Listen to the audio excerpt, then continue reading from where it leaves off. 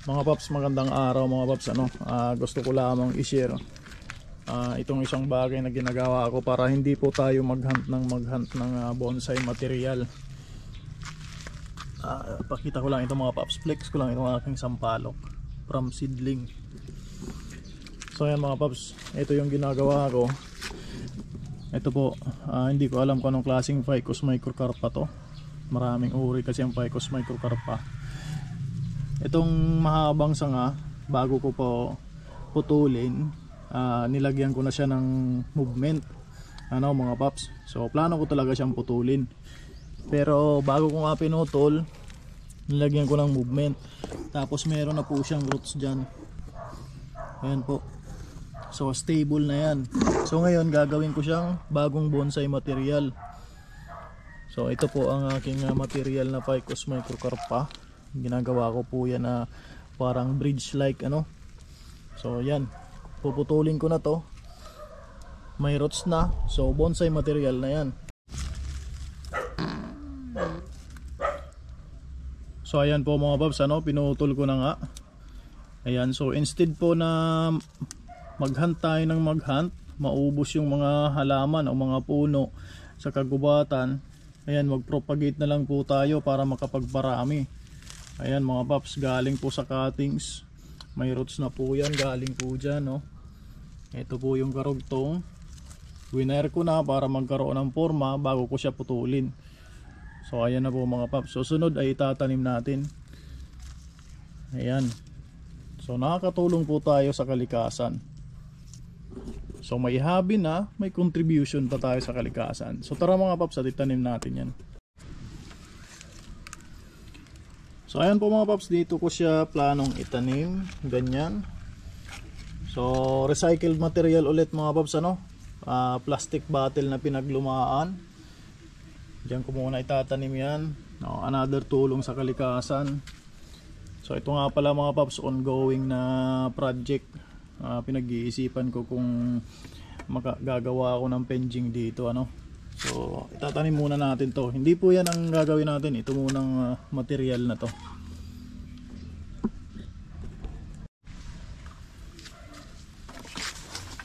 So ayan mga paps, ginawa ko lang to itong patungan. Hindi po yan yung gagawin natin. Patungan lang itong pagtatam na natin ng bagong material.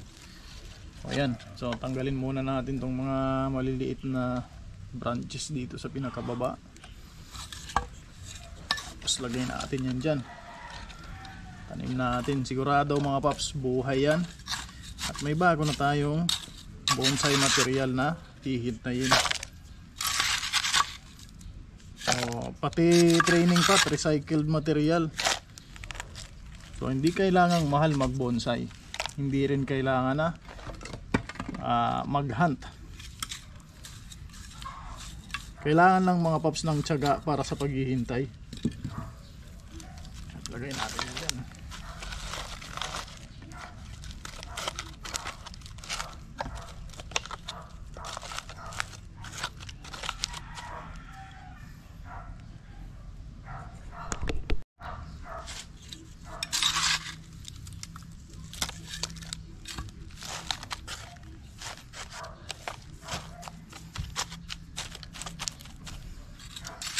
Kung mapapansin nyo mga paps, may mga fiber yung aking lupa, mga paps.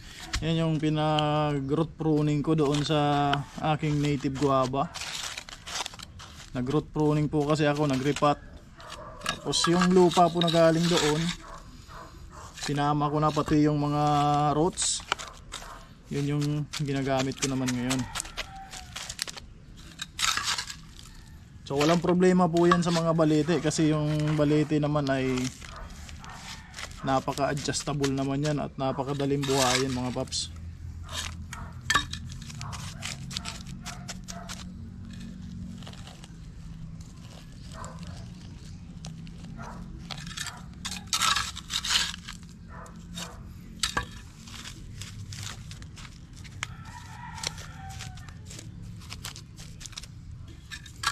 So ayan mga paps, meron na namang panibagong halaman at bagong material na nabuo.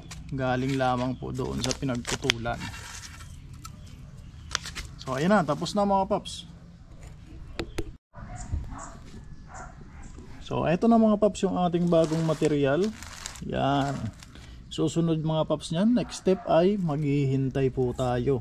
Bubuhayin na lang natin yan at hihintayin nating mag-wild bago tayo makapag-decide kung anong magandang forma para sa kanya. So meron na rin po siyang movement. Yan, ginawan ko na. Sorry, excuse me. Ginawan ko na ng movement.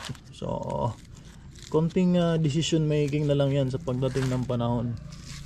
So yun lamang po mga paps, maraming salamat sa panonood dito sa ating maikling video ng bonsai making. Thank you po.